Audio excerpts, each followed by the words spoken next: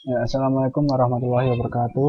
Perkenalkan, nama saya Fiska Indra Pratama, NRP 21031211056 dengan dosen pengampu Bapak Renda Asmara, Askom UCE. Saya di sini akan menjelaskan tentang creating dan fungsional. Jadi bagaimana kita nanti di sini akan mempelajari bagaimana membuat sebuah fungsi di dalam database Oracle. Oke, langsung saja. Yang pertama adalah objektif. Describe the use of function. Create stored function, invoke a function, remove function, differentiate between a procedure and a function. Overview of stored function. A function is a named PL/SQL block that returns a value. A function can be stored in the database and a scheme object for repeated execution. A function is called a part of an expression. Syntax for creating a function. And this is an example for how to create a function in database Oracle. Start with create and return is as PL/SQL block. Jadi bisa dijelaskan, jadi untuk membuat suatu function di dalam database Oracle, yang pertama itu adalah create, kemudian kita menentukan apa return datanya. Jadi sebuah function itu adalah harus mengembalikan suatu data, dia itu bertipe apa, terus kemudian diikuti is atau s, kemudian di sini baru diikuti PL/SQL blocknya apa. Nanti di dalam fungsinya itu mengerjakan apa, seperti itu yang dimaksud di sini. Create a function, jadi membuat sebuah fungsi. Ini adalah sebuah alurnya, yaitu di mana editor code to create function, kemudian ini adalah SQL plus-nya, filenya akan di load, berubahnya di compile, kemudian di input. Creating a stored function by using SQL plus, jadi bagaimana kita membuat sebuah fungsi menggunakan SQL plus. Enter the text of the create a function statement in an editor and save it as a SQL script file. Jadi yang pertama yang di sini dijelaskan yaitu kita harus menuliskan teks create function adalah sebuah fungsi di dalam sintaknya SQL plus, kemudian menyimpannya sebagai script file SQL. Kemudian mengeran atau menjalankan script tersebut untuk dilakukan compile. Use show error to see compilation error. Jadi untuk melihat errornya use show error ya. Jadi nanti ketika kalian mempunyai sebuah fungsi, gunakan fungsi show error ini untuk mengetahui error jika terjadi error. Kemudian when successfully compiled, invoke the function.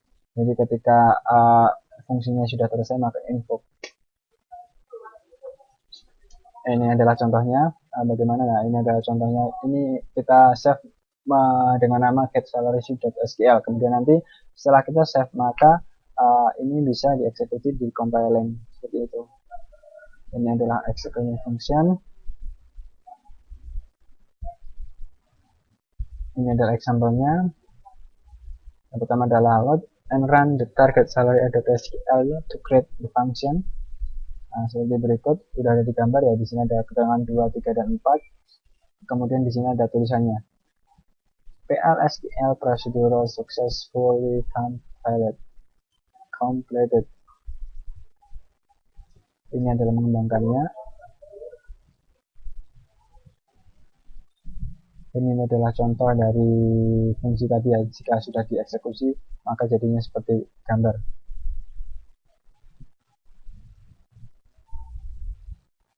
Location to call user-defined function. Select list of select command. Condition of the where and having clause. Connect by, start with, order by, and group by clause. Value clause of the insert command. Set clause of the update command. Restriction of calling function from SQL expression. To be callable from SQL expression, a user-defined function must be installed a function. Accept only in parameter, accept only valid SQL data types, not PL/SQL specific types as parameter. Return data types that are valid SQL data types, not PL/SQL specific type. Restriction on calling function from SQL expression. Function called from SQL expression cannot contain DML statement. Functions called from update or delete statement on a table T cannot contain DML on the same table T. Function called from update or delete statement on a table T cannot query the same table. Function called from SQL expression cannot contain statement that end the transaction. Call the subprogram that break a previous restriction are not allowed in the function. Restriction on calling from SQL. And this is for example, to create a restriction on calling from SQL. Removing function and how to remove the function in the database Oracle. This is example SQL query drop function name. Start with drop function and following the function name. Then drop function, for example, drop function get sal. And the down function dropped is successful because it is removing a function. In this example, all the privilege granted on a function are revoked when the function is dropped. The create or replace syntax is equivalent to dropping a function and creating it. Privilege granted on the function remain the same when the syntax is used. Produce procedure or function.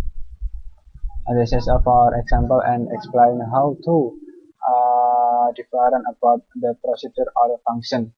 The procedure is calling environment. The function is same calling environment, but in the procedure it is need in, out, and it on for parameter. But this function is need in parameter only, not to out parameter and in out parameter.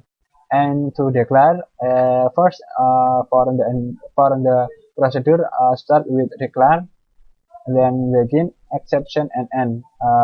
Same with the procedure function is start with declare, begin, exception, and end. Comparing procedure and function. Procedure and function. For procedure execute as a SQL statement, for function invoked as a part of an expression. Procedure do not contain return clause in the header. Function must contain a return clause in the header. Procedure can return none, one, or many values. And a function must return a single value. Procedure can contain a return statement, and function must contain at least one return statement. Benefit of standard procedure and function: improved performance, easy maintenance, improved data security and integrity, improved code clarity. Oke, mungkin sekian saja presentasi saya. Maaf kalau ada campur baurnya dengan bahasa Inggris. Ini adalah belajar, ini adalah ilmu. Semoga bermanfaat. Ada kurang lebihnya saya mohon maaf. Akhir kata, wassalamualaikum warahmatullahi wabarakatuh.